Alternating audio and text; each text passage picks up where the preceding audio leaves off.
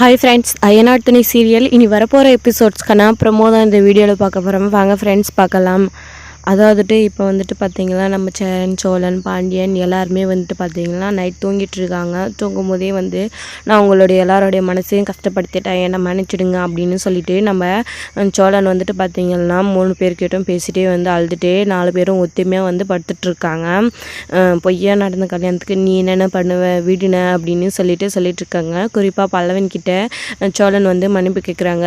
எல்லாமே என்னால் தான், உன்னை நான் ரொம்ப கஷ்டப்படுத்திட்டேன், என்னை மன்னிச்சுடுறா பல்லவா அப்படின்னு சொல்லிட்டு விடுன அப்படின்னு சொல்லிட்டு எல்லாரும் வந்து தூங்கிட்டு இருக்காங்க அழுதுட்டு. இதை நம்ம நடேசன் வந்து பார்த்திங்கன்னா வெளியே வந்து பாட்டு கேட்டுட்டு படுத்துட்டுருவாரு. சத்தம் கேட்டே எழுந்து வந்து பார்க்குறாங்க. எப்படி இருந்த பிள்ளைங்க இப்போ எப்படி எல்லாம் அழுதுட்ருக்காங்க. இவங்க இந்த கொஞ்ச நாளாக எவ்வளோ சந்தோஷமாக இருந்தாங்கன்னு நாமும் பார்த்தோம். அதை பார்த்து நாமளும் சந்தோஷப்பட்டோம்.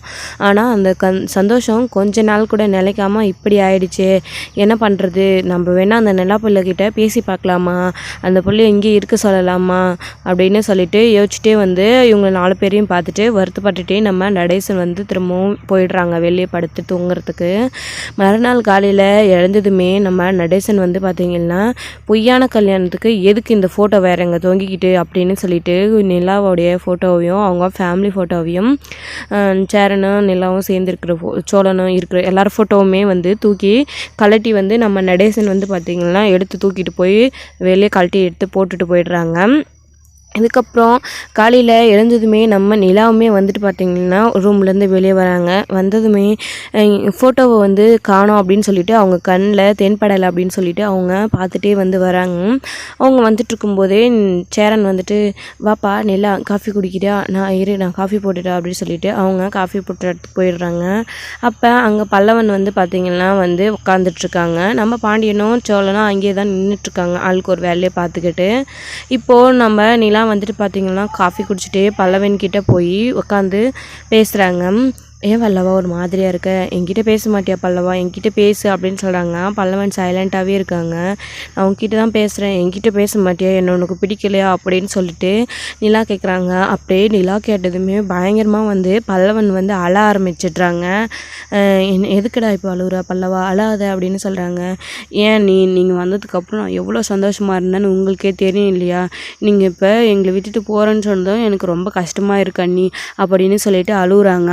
அப்படி அழுதுகிட்டே உடனேவும் சோழனையும் போயிட்டு பார்த்து அழுக ஆரம்பிக்கிறாங்க கட்டி பிடிச்சிட்டு பல்லவன். நீங்களாச்சும் வந்து அன்னிக்கிட்ட சொல்லுங்க அண்ணன், இங்கேருந்து போகாதீங்கன்னு சொல்லுங்கள், இங்கே இருக்கட்டும் அண்ணின்னு சொல்லுங்கள் அப்படின்னு சொல்லிட்டு அவங்களே கட்டி பிடிச்சிட்டு அழ ஆரம்பிக்கிறாங்க. சோழனுக்குமே என்ன சொல்கிறதுன்னு தெரியாத அவருமே வந்து அழுகுறாரு. உடனே வந்து பார்த்திங்கன்னா நம்ம பாண்டியன் வந்து நிலா கிட்டே பேசுகிறாங்க. நீங்கள் வந்ததுக்கப்புறம் அவன் எவ்வளோ சந்தோஷமாக இருந்து நீங்களே பார்த்தீங்கல்ல, சின்ன பையன் அவனால் எதுவுமே தாங்கிக்க முடியாது, நீங்கள் இங்கே இருக்கலாம் இல்லை, நீங்கள் வேணால் டிவோர்ஸ் கூட பண்ணிவிடுங்க, நீங்கள் இங்கே இருக்கலாம் இல்லை அப்படின்னு சொல்லிட்டு நம்ம பாண்டியனுமே சொல்கிறாங்க. நிலா வந்து பார்த்திங்கன்னா யோசிக்கிறாங்க. அது வந்து நடந்தது என்ன விஷயம், நீங்களே எல்லோரும் தெரிஞ்சுக்கிட்டே என்னை இப்படி கம்பல் பண்ணுறீங்களே, நான் என்ன பண்ணுவேன் அப்படின்னு சொல்லிட்டு நிலா வந்து அழுதுட்ருக்காங்க. திரும்பவும் நம்ம சேரனுமே வந்து சொல்கிறாங்க, நீங்கள் இங்கே இருக்கலாம் இல்லை நிலா, அவனுக்காகவாது இருக்கலாம்ல, எங்களுக்காவது நீ வேணால் டிவோர்ஸ் கூட பண்ணிவிடு, நீ இங்கே இருக்கலாம்ல, எங்களுடைய உனக்கான முழு ஒத்துழைப்பும் நாங்கள் தரோம், உங்களை ஒரு நல்ல ஃப்ரெண்டாகவும் ஒரு குடும்பத்தில் ஒரு பொண்ணாகவும் நாங்கள் நல்லா பார்த்துக்குறோம், சோழனுடைய ஒய்ஃபாலாம் நாங்கள் நினைக்க மாட்டோம், நீங்கள் இங்கே இருக்கலாம் இல்லை அப்படின்னு சொல்லிட்டு சேரன் வந்து சொல்கிறாங்க. உடனே பல்லவன் அழுதுட்டு இருந்தவன் அவனுமே ஓடி வந்து என்ன சொல்கிறாங்க அப்படின்னா, இங்கே இது பொய் கல்யாணம்னு தெரியாமல் நான் வந்துட்டு உங்களை ரொம்ப கஷ்டப்படுத்திட்டேன் அண்ணி, நான் என்னென்னமோ வந்து பேசிட்டேன், என்னை மன்னிச்சிருங்க அண்ணி அப்படின்னு சொல்லிட்டு கையெடுத்து கும்பிட்டு நம்ம பல்லவன் வந்து பார்த்திங்கன்னா நிலா கிட்ட சொல்லி அழுகுறாங்க. அதெல்லாம் இன்னும் இல்லைடா பல்லவா, நீ அழுவாத அப்படின்னு சொல்லிட்டு நிலா வந்து சொல்கிறாங்க. உடனேவும் பல்லவன் இருந்துட்டு நீங்கள் வேணால் ஒன்று டிவோர்ஸ் கூட பண்ணிவிடுங்க அண்ணி, நீங்கள் இங்கேருந்து போகாதீங்க அண்ணி, நீங்கள் போயிட்டீங்கன்னா என்னால் இங்கே ஒழுங்காகவே இருக்க முடியாது, நீங்கள் இருந்தால் தான் எனக்கு ஒரு தைரியமாக இருக்கும், நீங்கள் இங்கே இருங்க அண்ணி, இந்த உலகத்தில் எல்லாரும் சொல்கிற மாதிரி இந்த ஊரில் இந்த வீடு இருந்துடக்கூடாது, நீங்கள் இங்கே இருந்தீங்கன்னா அதெல்லாம் போய் நம்ம நிரூபிக்கலாம், நான் எவ்வளோ சந்தோஷமாக இருந்தேன்னு உங்களுக்கே தெரியல, இங்கேருந்து போகாதீங்க அண்ணி அப்படின்னு சொல்லிட்டு கையெடுத்து கும்பிட்டு காலில் விழுந்து பல்லவன் வந்து நிலாவோட காலில் அழுகுறாங்க. நிலாவுமே வந்து எல்லாருமே சேர்ந்து என்னை கஷ்டப்படுத்தி அழ வைக்கிறீங்க இல்லையா, நான் என்ன பண்ணுவேன் அப்படின்னு சொல்லிட்டு அழுகுறாங்க.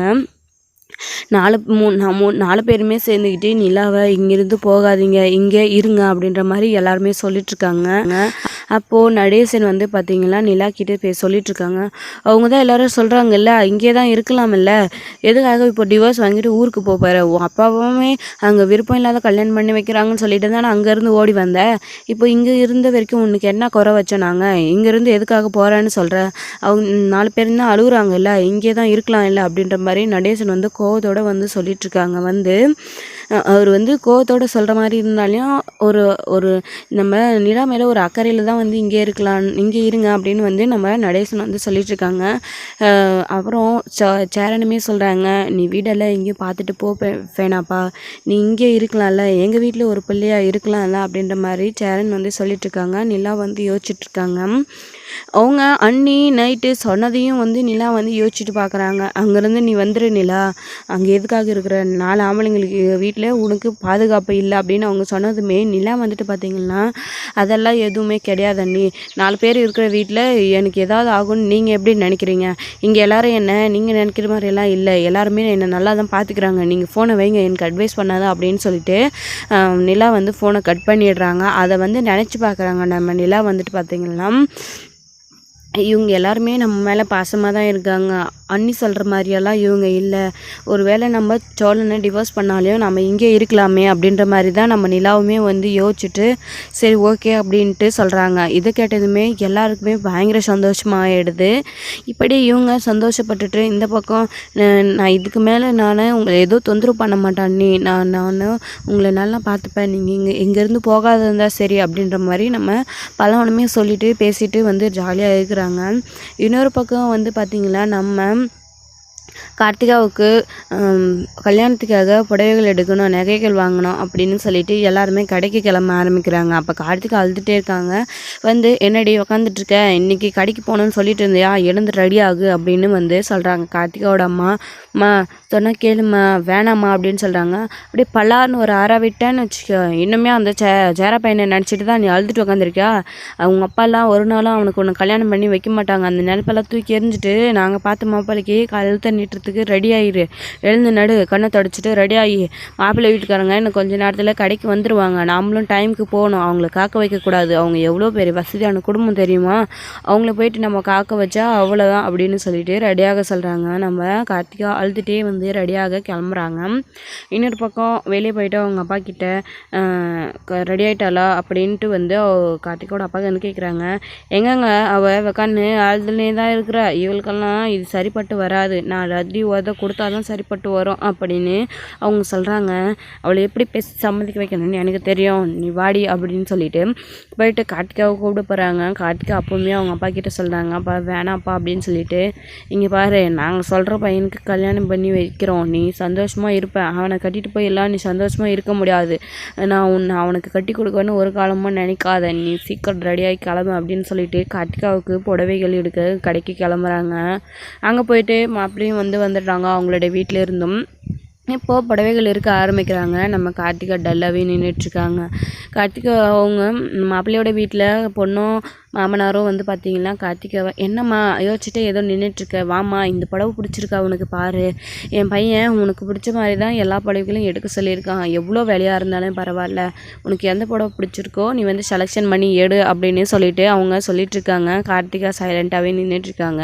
கார்த்திகோட அம்மா அப்பாவுமே வந்து சொல்கிறாங்க, வந்து செலெக்ஷன் பண்ண அவங்க தான் சொல்கிறாங்கல்ல, வாடி இங்கே அப்படின்னு சொல்லிட்டு போயிட்டு கிட்ட போயிட்டு கார்த்திகா காதில் என்னடி இங்கேயும் வந்து அழுதுட்டு யோசிச்சுட்டு கண்காலிங்க நின்றுட்டு இருந்துன்னு அவங்க தான் சம்மந்தி வீட்டுக்காரங்களுக்கு ஏதாவது தெரிஞ்சு உன்னை சும்மாவே விட மாட்டேன், ஒழுங்காக வந்துரு அப்படின்னு மிரட்டி கார்த்திகாவை கூட்டிகிட்டு வராங்க. கூட்டிகிட்டு வந்து கார்த்திகாவுமே விருப்பமே இல்லாத ஏதோ ஒரு பழவையை இது பிடிச்சிருக்கு அப்படின்னு சொல்லிட்டு செலக்ட் பண்ணிடுறாங்க. இது ஓகேவா அப்படின்னு சொல்லிட்டு மாப்பிள்ளையும் கேட்குறாங்க. ஓகே தான் அப்படின்னு சொல்லிட்டு கார்த்திகா வந்து ஒரு தயக்கத்தோடையே வந்து சொல்லிடுறாங்க. இதுக்கப்புறம் மாப்பிள்ளைக்கு எடுக்கலாம் அப்படின்னு சொல்லிட்டு மாப்பிள்ளைக்கு செலெக்ஷன் பண்ணி துணிகள் எல்லாமே எடுத்துகிட்டு வீட்டுக்கு பில் போட்டுட்டு வராங்க. பில் போட்டுட்டு பயங்கர சந்தோஷத்தோடு வந்துட்டுருக்காங்க. கூடிய சீக்கிரத்துமே கல்யாணத்துக்கு ஏற்பாடு பண்ணிடலாம், ஜோசியர்கிட்ட கூட எந்த நாள் நல்லா இருக்குன்னு நான் பார்த்துட்டு வந்து நான் உங்களுக்கு ஃபோன் பண்ணி சொல்கிறேன் அப்படின்னு சொல்லிட்டு சரிங்க சம்மந்தி சரி அப்படின்னு சொல்லிட்டு அவங்க வீட்டுக்கு எல்லாருமே வந்து போயிடுறாங்க. வீட்டுக்கு வந்ததுமே கார்த்திகா போயிட்டு ரூமில் அழ ஆரம்பிச்சிடுறாங்க நம்ம சேரனை நினச்சி. இதோட இந்த எபிசோடு வந்து முடிச்சிருக்காங்க. நெக்ஸ்ட் எபிசோடில் என்ன நடக்குதுன்னு வெயிட் பண்ணி பார்க்கலாம் ஃப்ரெண்ட்ஸ். பாய். இந்த வீடியோ உங்களுக்கு பிடிச்சிருந்தா ஒரு லைக் பண்ணுங்கள், ஷேர் பண்ணுங்கள், கமெண்ட் பண்ணுங்கள், மறக்காமல் பெல் ஐக்கனை கிளிக் பண்ணி வச்சுக்கோங்க.